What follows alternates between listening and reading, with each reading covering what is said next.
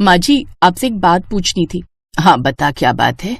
सारे मेहमान चले गए हैं, अब सिर्फ घर के ही लोग बचे हैं, तो खाने में क्या बनाऊं?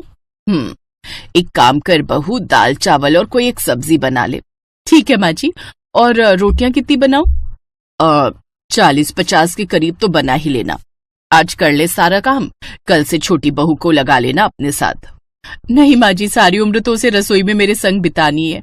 अभी 1-2 दिन अपने पति के साथ बिता लेने दीजिए, जब उसका मन करे वो खुद ही आ जाएगी रसोई में, तब तक मैं कर लूंगी सारा खाना। ठीक है, जैसी तेरी मर्जी, मैं तो तेरे भले के लिए कह रही थी वैसे। इतना कहकर बिमला वहां से उठकर चली गई। दरअसल बिमला स्वभाव से काफी सख्त थी, सिर्फ घर ही नहीं बल्कि पूरा मोहल्ला उससे डरता था, और पति के गुजर जाने के बाद से तो जैसे वो हंसना ही भूल गई थी। बिमला के 2 बेटे थे, बड़ा करण और छोटा अर्जुन। दोनों ही अच्छा कमा रहे थे। कविता करण की पत्नी थी और अब छोटे बेटे अर्जुन की शादी अंकिता के साथ हो गई थी। फिर कुछ देर बाद, कैसी हो अंकिता? अरे भाभी अंदर आइए ना। अब मैं अच्छी हूँ। बढ़िया। वैसे बहुत थक गई होगी ना? नहीं नहीं भाभी, ऐसी तो कोई बात नहीं। मैं जानती हूँ, ये शादी के फंक्शंस बड़े ही थकाऊ होते हैं, ऊपर से मेहमानों की आवभगत। उफ। अच्छा सुनो, मैं ये कहने आई थी कि रात के खाने के लिए दाल चावल रोटी और सब्जी बना रही हूँ। तुम्हारा कुछ और खाने का मन हो तो बता दो, मैं अलग से बना दूंगी तुम्हारे लिए। नहीं नहीं भाभी, आप सबके लिए जो बनाएंगी मैं भी वही खाऊंगी, बल्कि मैं भी चलती हूँ ना आपके साथ रसोई में आपकी मदद करने। अभी से? अरे अभी 1-2 दिन नई बहू होने का सुख भोग लो, फिर तो सारी जिंदगी रसोई में ही गुजरनी है, समझी? वैसे भी माँ जी तुम्हें भी कहाँ छोड़ने वाली हैं। ठीक है, अब मैं चलती हूँ, मुझे बहुत सारा खाना बनाना है।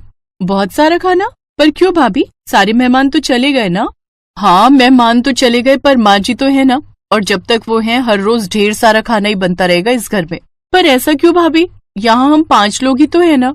अंकिता के सवाल का कविता ने कोई जवाब नहीं दिया और वहां से चली गई। उधर कविता का बिना कुछ कहे यूं चले जाना अंकिता को भी थोड़ा अजीब लगा, लेकिन वो नई बहू थी तो उसने चुप रहने में ही समझदारी समझी। फिर रात को खाने के वक्त पर, माँ जी आप भी आइए ना। हाँ हाँ, तुम लोग शुरू करो, मैं बाद में खाऊंगी, अभी मुझे कहीं जाना है। इतनी रात को? सुनिए, आप भी माँ जी के साथ जाइए ना। अंकिता ने अपने पति अर्जुन की तरफ देखकर कहा, लेकिन अर्जुन अपनी जगह से नहीं हिला। इधर बिमला और कविता एक दूसरे की तरफ देखने लगे। कविता, खाना बांध दिया ना? हाँ हाँ माँ जी, वही मेज पर रख दिया है। बिमला ने मेज से खाने की पोटली उठाई और बाहर निकल गई। उनके जाने के बाद दोनों भाई और कविता खाना खाने लगे, लेकिन अंकिता को कुछ समझ में नहीं आ रहा था। अंकिता ने ध्यान दिया कि दिन भर ऐसे ही हर 2-3 घंटों के बाद बिमला खाने की पोटली उठाती और घर से बाहर निकल जाती।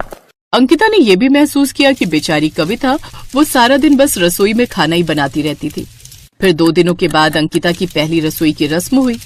उसने सभी के लिए तरह तरह के पकवान बनाए, लेकिन उसका बनाया हुआ हलवा सभी को बहुत पसंद आया। अंकिता। जी माँ जी। हलवा बहुत अच्छा बनाया है तुमने। एक काम करो, खाना खाने के बाद कविता के साथ मिलकर फिर से ऐसा ही हलवा बनाओ। कविता, कम से कम 3-4 किलो सूजी का तो बना ही लेना। जी माँ जी, मैं समझ गई। कविता अपनी सास बिमला का इशारा समझ गई थी, लेकिन अंकिता को तो कुछ पल्ले ही नहीं पड़ रहा था। फिर जब बिमला वहां से चली गई तो अंकिता ने हिम्मत करके अपनी जेठानी से पूछ ही लिया, भाभी ये 4 किलो सूजी का हलवा और एक टाइम में 40-50 रोटियां, आखिर इतना सारा खाना खाता कौन है? मैंने देखा है पूरे दिन में 8-8 बार खाना बनाना पड़ता है आपको, जिसमें से घर के लोग तो थोड़ा बहुत ही खाते हैं, बाकी खाना लेकर माँ जी जाती कहाँ है? तुम्हें ये सब बताने और समझाने की जिम्मेदारी वैसे भी मेरी है। तो सुनो अंकिता, हमारे गांव से कुछ दूर काली नदी को पार करके एक बहुत ही ऊंचा पहाड़ पड़ता है। उस पहाड़ के अंदर एक गुफा है। लोग मानते हैं कि उस गुफा में एक भयंकर दैत्य रहता है। पहले वो हमारे गांव में घुस आता था और किसी भी इंसान को पकड़कर उसे खा लेता था। उसके आतंक से पूरे गांव में दहशत था। लेकिन फिर एक दिन हमारी माँ जी ने उस दैत्य से आंखें मिलाकर बातें की। वो उससे डरी नहीं और उसे वचन दिया कि हर दिन 8 बार वो उसकी गुफा के बाहर उसके लिए खाना छोड़ेंगी, जिसके बदले उस दैत्य ने वचन दिया कि वो कभी गांव के अंदर नहीं आएगा और ना ही किसी इंसान को खाएगा। और बस तभी से सिलसिला चला आ रहा है। मैं हर दिन 8 वक्त का खाना बनाती हूँ और माँ जी 8 वक्त वही खाना उस दैत्य के लिए लेकर जाती हैं। लेकिन ये जिम्मेदारी सिर्फ माँ जी पर ही क्यों है? ये तो पूरे गांव का मसला है ना। इस बार अंकिता के पति अर्जुन ने उसके सवाल का जवाब देते हुए कहा, सही कहा तुमने अंकिता। पहले कुछ सालों तक गांव के हर घर से 1 या 2 वक्त का खाना आ जाता था, लेकिन जब हालात सामान्य होने लगे तो लोगों ने इस जिम्मेदारी से मुंह मोड़ना शुरू कर दिया। हमने भी माँ को समझाया पर वो मानी नहीं, और उस दैत्य के 8 वक्त के खाने की जिम्मेदारी हमारे परिवार पर ही है। माफ कीजिए, पर आज के समय में कौन भरोसा करेगा इस कहानी पर? अब के समय में दैत्य कहाँ होते हैं? अब वैसे क्या माँ जी के अलावा आप लोगों ने कभी उस दैत्य को देखा है? नहीं, और हम उसे देख भी नहीं सकते, क्योंकि अगर उसने माँ के अलावा किसी और को देख लिया तो वो उसे तुरंत ही खा जाएगा। इसलिए माँ हमें कभी अपने साथ लेकर नहीं गई। भाभी, पर आपने कभी इस सब का विरोध क्यों नहीं किया? एक दिन में 8-8 वक्त का खाना बनाना कोई मजाक की बात थोड़ी ही है। अब यही मेरी किस्मत है अंकिता। माँ जी को गांव वालों पर तो तरस आता है, पर अपने बेटों और मुझ पर नहीं।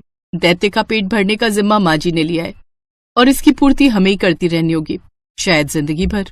कविता ने ये बात बड़े दुखी मन से कही थी। दूसरी तरफ अंकिता ने उसी वक्त ये तय कर लिया कि वो इस कहानी की सच्चाई परखेगी जरूर।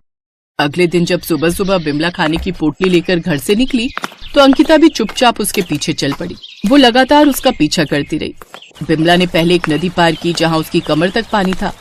फिर नदी पार करके वो एक मंदिर में पहुंची, लेकिन वहां कोई दैत्य नहीं था, बल्कि ढेर सारे छोटे छोटे बच्चे थे जो बिमला का बेसब्री से इंतजार कर रहे थे। आ जाओ बालको, खाना लाई हूँ, चलो जल्दी से आ जाओ। पेड़ के पीछे छिपी अंकिता ये सब देखकर हैरान थी। उसने देखा कि बिमला ने सभी बच्चों को आराम से बिठाकर खाना खिलाया और फिर वहां से चली गई। अंकिता भी उसके पीछे पीछे चल दी।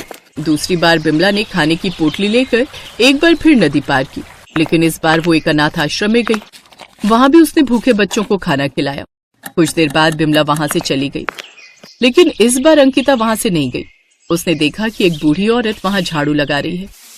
अंकिता उसके पास गई और फिर, सुनिए, ये कौन थी जो बच्चों के लिए खाना लाई थी? मुझे नहीं मालूम बेटी, लेकिन पिछले 25 सालों से वो ऐसे ही हर रोज बच्चों के लिए खाना लेकर आती हैं। कहते हैं कि उनके पति पहले यहाँ काम करते थे। वो बच्चों की देखभाल के साथ साथ उनके लिए खाना भी बनाते थे, मगर एक दिन कोई खतरनाक दैत्य यहाँ आया। उसने बच्चों को खाने की कोशिश की, लेकिन उनके पति ने उस दैत्य का मुकाबला किया और फिर आखिर में वो दैत्य उन्हें खा गया। ये बात जैसे ही उस औरत को पता चली, वो उसकी गुफा में जाकर उस दैत्य से भिड़ गई। इस औरत के हाथ में माता का त्रिशूल था और उस त्रिशूल से ही उसने उस दैत्य का वध कर दिया। और तब से लेकर आज तक यहाँ के भूखे और अनाथ बच्चों का पेट वही औरत भर रही है। पर वो कौन है, कहाँ से आती है, आपको पता तो होगा, है ना? नहीं, उसने तो कभी अपना नाम तक नहीं बताया। कहाँ से आती है फिर कहाँ चली जाती है हमें कुछ नहीं पता, लेकिन लोग कहते हैं कि उनकी संतान नहीं थी। तब वो इसी अनाथ आश्रम से 2 लड़कों को अपने साथ ले गई थी अपना बेटा बनाकर। अब चिंता मत